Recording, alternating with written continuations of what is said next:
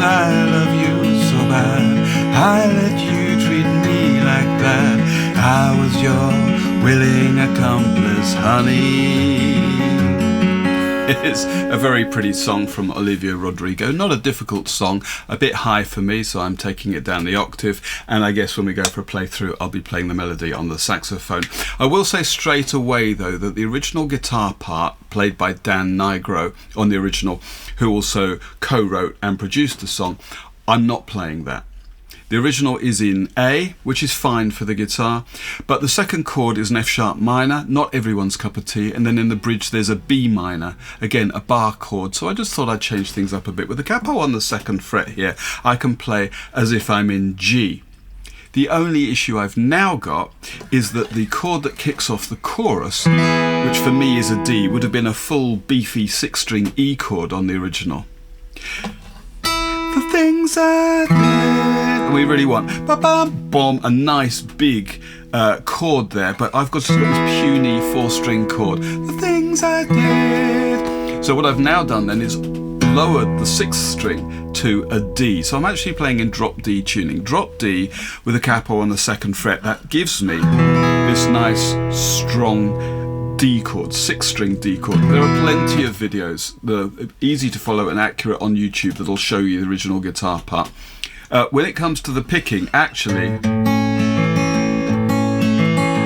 what I've got is note for note like the original, and then later on perhaps we'll have a few kind of workarounds, or we'll have a little adventure maybe, but that's what I'm doing anyway. Capo on the 2nd fret and drop D tuning, so my 6th string is tuned to a D, that's an octave below the 4th string. With a capo on, it's actually still an E, but there you go, that's my drop D tuning, and I've got a lovely video on drop D if it's new to you. It does mean that we can explore a couple of options here. The biggest thing about drop D tuning, of course, is this G chord that we've got, because that's no longer a G. We've dropped the 6th string by the equivalent of 2 frets, so I'm going to move my finger that would have been on the 3rd fret of the bottom string up to the 5th fret, and now I've got a G chord, a perfectly good G chord in drop D tuning. I'm actually playing that with my 3rd finger, and I'm muting the 5th string to take that out of circulation with the fleshy underside of that finger. If I want to play the top string, normally that would be on the 3rd fret of the top string, I can add that, and with a muted 5th string, there, a perfectly good G chord. And that would be the standard or the easiest way to play a G chord in drop D tuning. We might look at a couple of alternatives for that. The other big one here is E minor. Now, E minor normally has an open bottom string, but because we've dropped that pitch by the equivalent of 2 frets, I need to place a finger on the 2nd fret of the bottom string. So maybe I do that with my 2nd, 3rd and 4th fingers, kind of like an A shape in standard tuning, but displaced down a couple of strings. That gives me a perfectly good E minor. As you'll see in the picking though, probably I'm not going to pick the 5th string, so it's enough for me to place fingers on the 2nd fret of the 6th and 4th strings. Okay, so that's the setup there. We'll look at the chords first, and then we'll look at this picking, and as you'll see, initially at least, that picking is going to be identical to the original. Now the intro is just 2 bars of G, really couldn't be simpler. And the verse carries on in exactly the same way. Know that I love you so bad, I let you treat me like that. 2 bars of E minor now, because I'm strumming, I'm going to put fingers on the bottom 3 strings of the 2nd fret. I was your willing accomplice, honey. And that just repeats. 2 bars of G. I watched as you fled the scene, doe-eyed as you buried me, to E minor. 1 heart broke, 4 hands bloody. And we're into the chorus, which is another 8 bars, 2 bars of D, and I'm going to play my full 6 strings. The things I did, just so I could call you mine. That takes us to C major 7 for a couple of bars. C major 7, just like a standard C chord, but with the open 2nd string. And again, those 4 bars repeat. The things you did, well, I hope I was your favorite crime. So that's all there is. 2 bars of G, 2 bars of E minor, that repeats, that's the whole of the verse, and then 2 bars of D, and 2 bars of C major 7. and that repeats, and that's the whole of the chorus. We get the intro, one verse, one chorus, second verse, second chorus, and then we're into the bridge, which is the only other section we have. Now, if we look at the picking that I've got for the intro, you will see that it does actually match note for note the original, despite being in a different position with a different tuning. I've got this.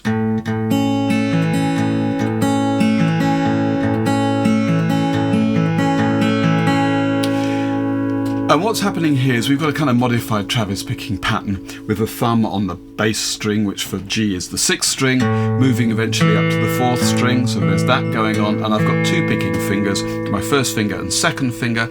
My first finger's on the 3rd string and my second finger's on the 2nd string, and we start with this, which I find a bit counterintuitive, but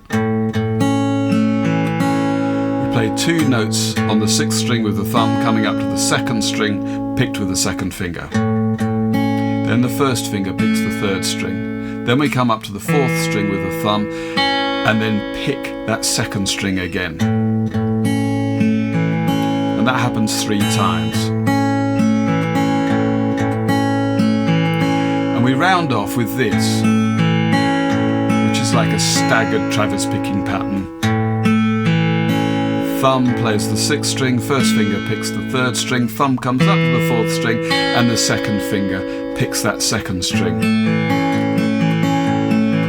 Which is a bit more sustainable for me if I've got to kind of read the music's pitch and sing the lyrics and look at the camera and all the rest of it. I'm probably not going to be doing all this, because it's just too much to do. I suspect when we have a playthrough, I'm going to do something like this, just the last little bit there. Anyway, but that's what happens on the original. In the verse, it carries on in exactly the same way. And in the E minor, again, more of the same.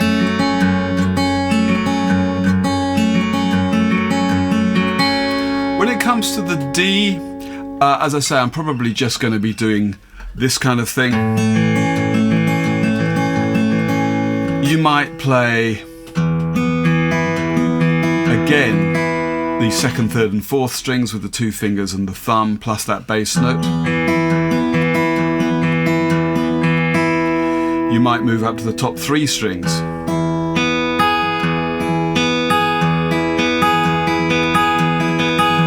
That's entirely up to you. The C major 7, I'm going to be on the middle 4 strings for that. That makes sense to me, but as you'll see, as we go through the song, and if you listen to the original, the notes used in the chords seem to travel up the strings, and there may be even different shapes being played, and we can do a bit of that. I'm not going to do a lot of this, but you know, that G, for instance,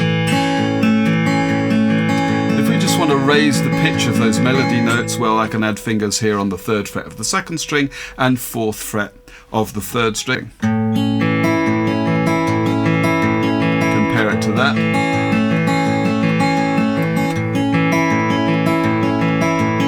I could even, if I barred across the top 2 strings at the 3rd fret with that finger on the 4th fret of the 3rd string. There, I can get right up there. There's a few of those we can do. The E minor is kind of obvious. Just move to the top 3 strings with that extra picking there. What else? The C major 7, well, I could come up to the top 3 strings with my picking. But there's another shape to play for C major 7. This is worth looking at. This is a kind of a jazz chord shape, I suppose I think of this. Actually, I think this is how, without the capo, we're playing in A, so that chord is D major 7. I think this is how this is actually played on the original too. I've got my first finger here on what for me is the 3rd fret of the 5th string. I've got my 2nd finger on the 4th fret of the 3rd string, and then my 3rd and 4th fingers are either side on the 5th fret of the 4th and 2nd strings. And that automatically raises the pitch from this. I've got this. And then if you bar across, all the way across the 3rd fret up to the top string, you get that kind of thing as well, and that's probably about as high as I will get it. But if you want to emulate the original in terms of the way the pitch keeps getting pushed up, then those are a few options. Alright, well let's pick through the intro and the verse and at least one chorus. You'll excuse my singing. When I'm picking in the verse and the chorus, as I say, with all the other stuff going on, the singing and the lyrics and the camera and everything, I'm going to struggle to play the original picking, so I'm going to revert to something that's just a bit easier to follow. And this matches just the last bit of the original picking. This is the sort of thing I'm going to keep going. But for the intro, I'll play the original part. Here we go.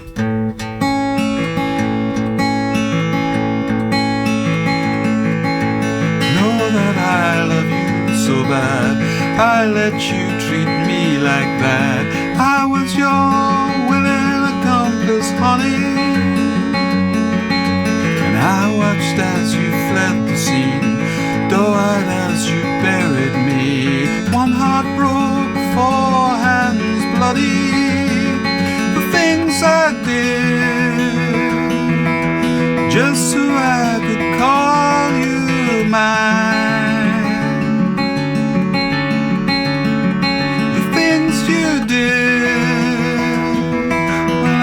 I was your favorite crime.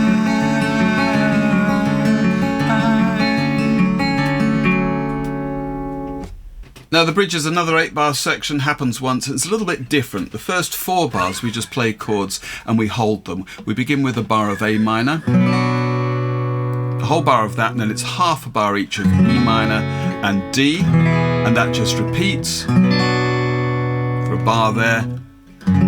E minor for 2 and D for 2. The slight challenge for me is in pitching the melody note. There's a bar of A minor, but the melody notes are B and D.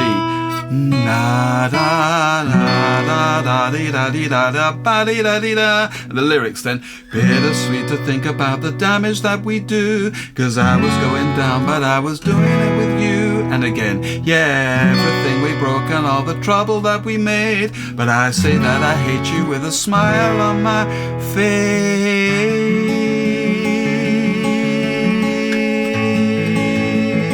Oh, look what we became.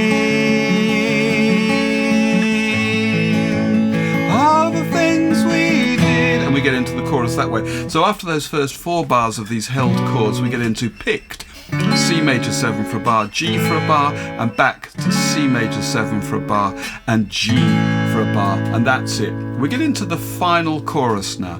All the things we did, just so I can call you mine. The things you did, well, I hope I was your favorite crime.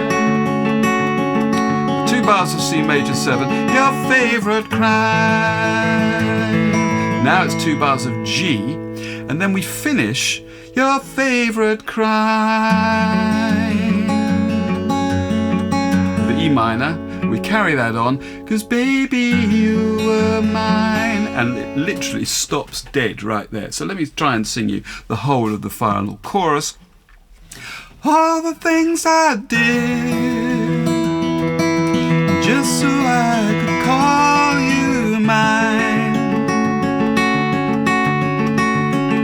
The things you did, well, I hope I was your favorite crime. Your favorite crime. Your favorite crime.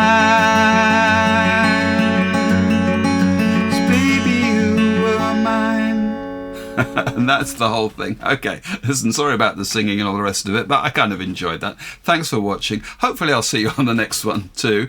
And in the meantime, let's just have a playthrough of the whole thing. 1, 2, 3, 4.